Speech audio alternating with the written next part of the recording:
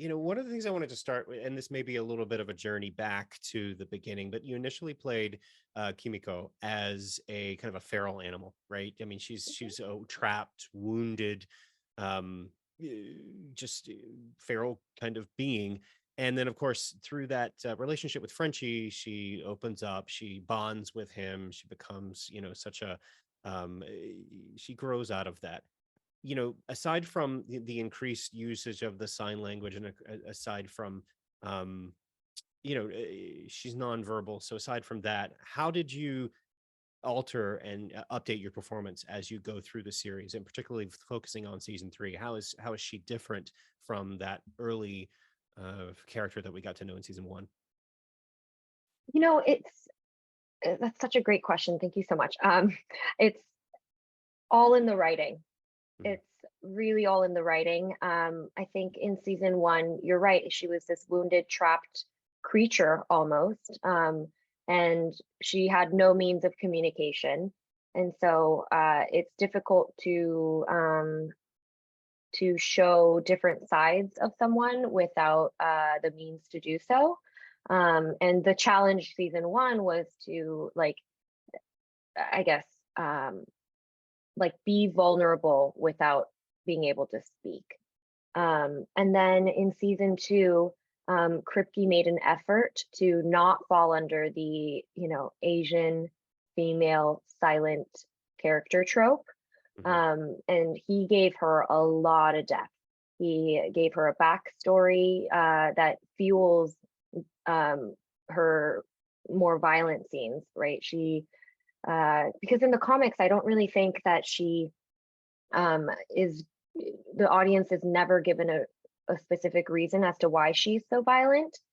She's kind of a stone cold killer, and she can be violent at random times. And it it makes more sense on our show, I think, and people empathize with Kimiko because we saw her upbringing. She was kidnapped. She was in this terrorist camp, which uh, you know, took away her voice basically. And then she gained these powers, and then she lost her brother. She's given all of these juicy bits to fuel why she is so violent. Um, and so I think it was really all in the writing, and all thanks to Kripke for giving her so much to work with, and um, yeah, the emotional, vulnerable bits.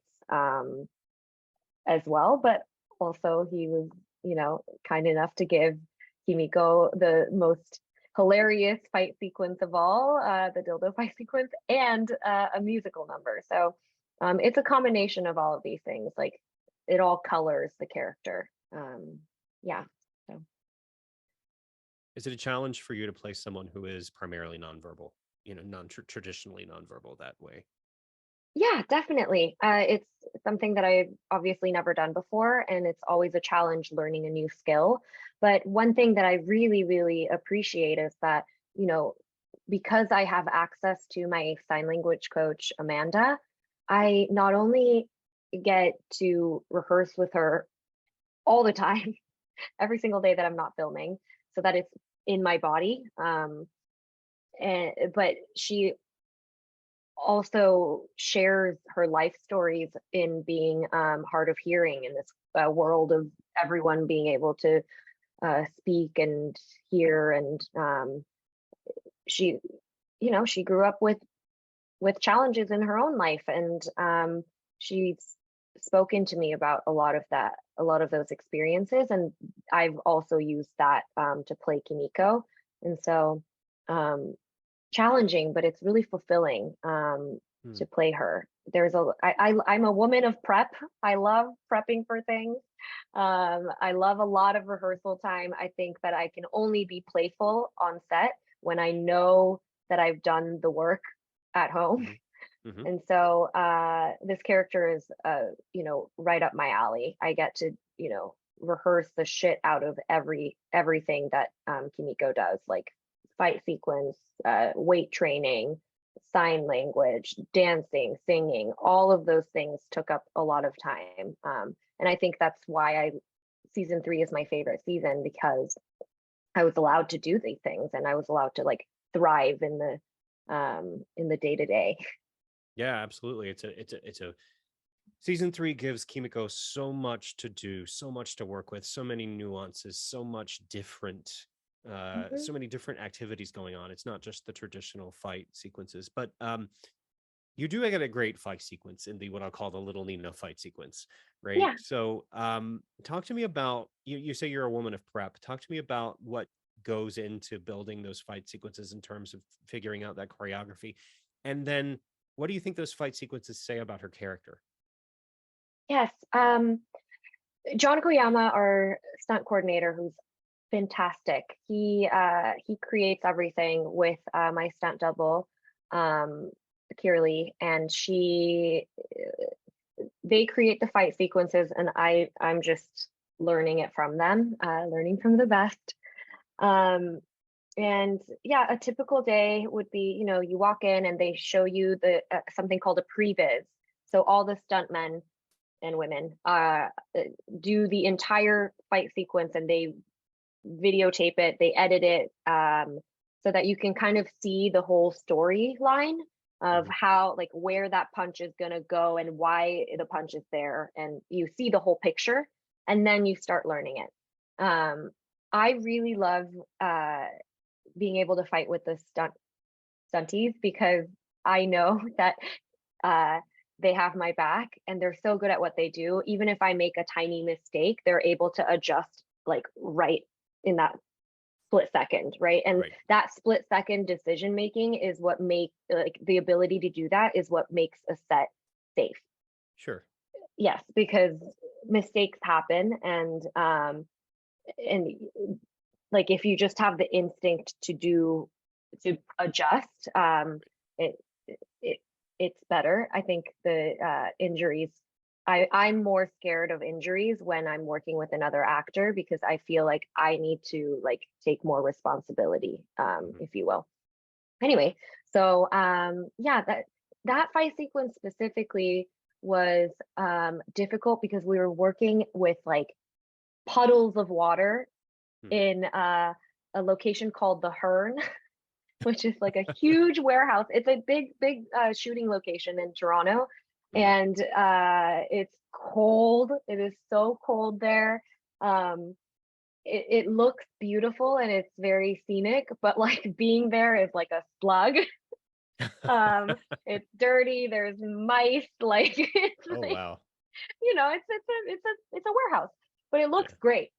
And so working under those conditions and like rolling on the ground, like muddy waters, with like gallons of blood just being like thrown at you. They're like, okay, here we go, boom, and like you're drenched. It was And difficult. Not freezing. only, yeah, freezing. Um, and it's not, it's not like 3 hours. It's like an 18-hour day. Oh wow. And then you had to be, or in that specific scene, I had to be very vulnerable, because it's a very big breakthrough moment for Kimiko. She, during the fight, she realizes, like, what is she doing? Like, what kind of life has she signed up for? And this entire time, she was blaming other people for her unfortunate circumstances, and like she was so revengeful and she was so full of hatred towards these people, and she thought that they were the perpetrators, they were the monsters. But Mhm. you know it really sinks in this moment, uh that she herself is actually the monster, and she became the thing that she didn't want to be, and she stooped down to that level. And for what?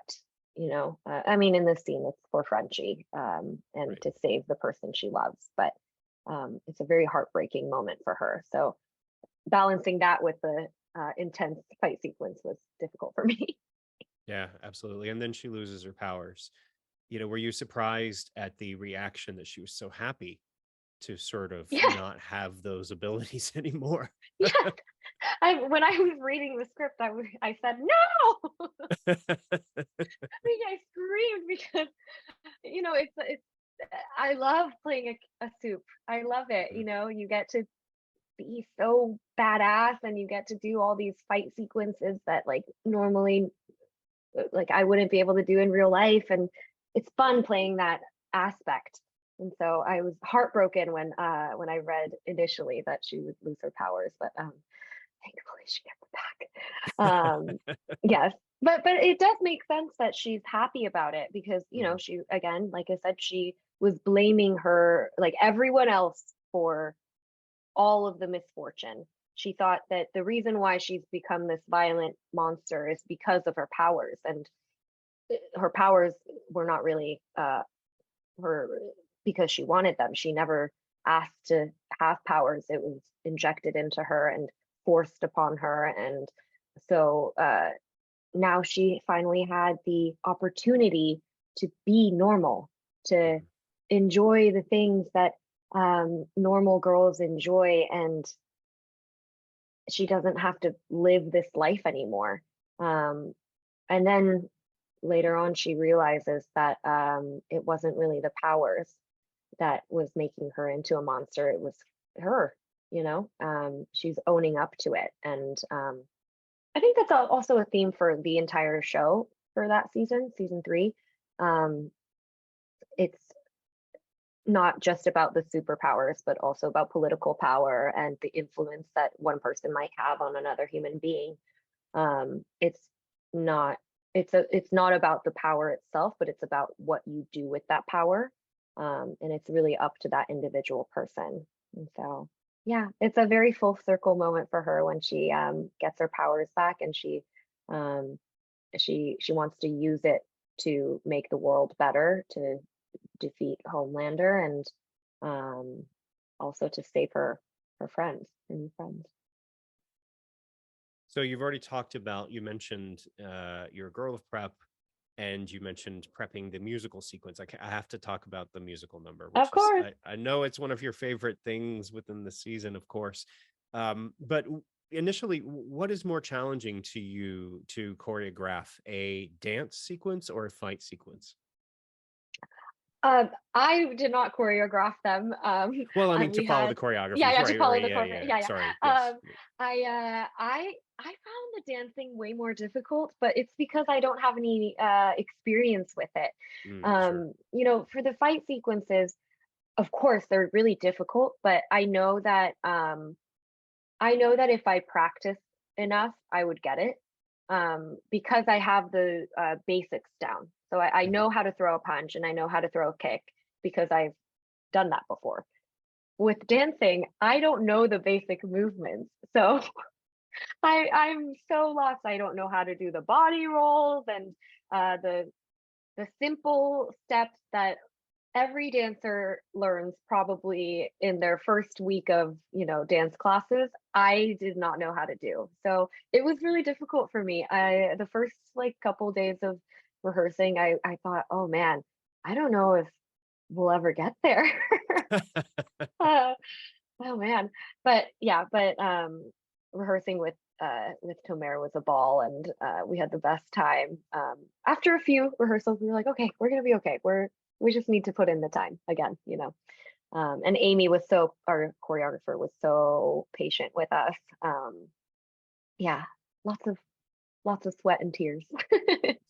I mean, it's such a perfect moment too, because it does take you out. It takes the audience away from what the show is traditionally known for, which is the grit and the blood and the hero gasm of it all.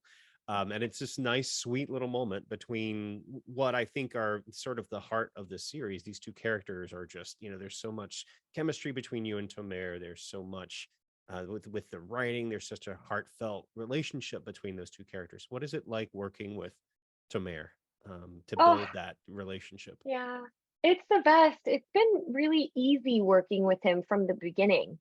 I think the first night that we met, we went to a bar with a few of our castmates, and because I came in episode 4, they Mhm. had all been working together already, and I was the newbie, and so they put together a little a night out.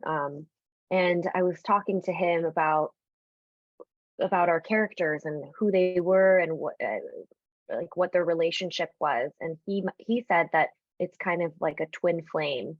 They're soulmates. They're Mhm. more than uh friends, and we don't know if it's romantic just yet. But they are drawn to each other, and they have this like very strong connection, and it's kind of like yin and yang, and Mhm. um like very fluid, and it's just this like magnetic energy that pulls them together. And so having that conversation on our first night, we were just I just knew that I was in good company and in good hands. Like, he's such a generous actor.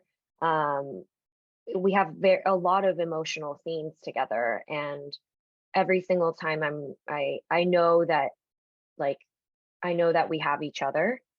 And yeah, I just love him. I love him as an actor, obviously, but also as a dear friend. Um, he's Yeah, he calls me his little sister. And it's very sweet. And yeah, he keeps the set fun as well. He's always like, when we're not rolling, he's the one that's playing music, and we're playing backgammon, and um usually kind of like shooting the shit, and making fun of each other. But at times also, like, we have like very good chats. And so yeah, he's wonderful. I love him. That's awesome. Last question for you, and this is a way that I've been able to get around spoilers because I know you've completed season 4. You can't Hmm. talk about season 4, Yeah. but let's say, just based on what we know from season 3, I mean, Okay. season 1 through 3, let's say Kimiko was to get a spinoff. What would you like to Whoa. explore in your spinoff? What about her character would you like to dive into? Wow, that's a great question. It's a great question. I really would love to, like, yes, she has all of these like great skill sets. And so I obviously want to keep doing the fight sequences and all of that. But I think it would be fun to like follow her journey into like maybe going to a college, or Mhm. like just doing like, or her first job, right? Reintegration. Like, Yeah. yeah, yeah, like integration into like the real world Mhm. outside of the boys. And I think it could be really funny because she can't speak.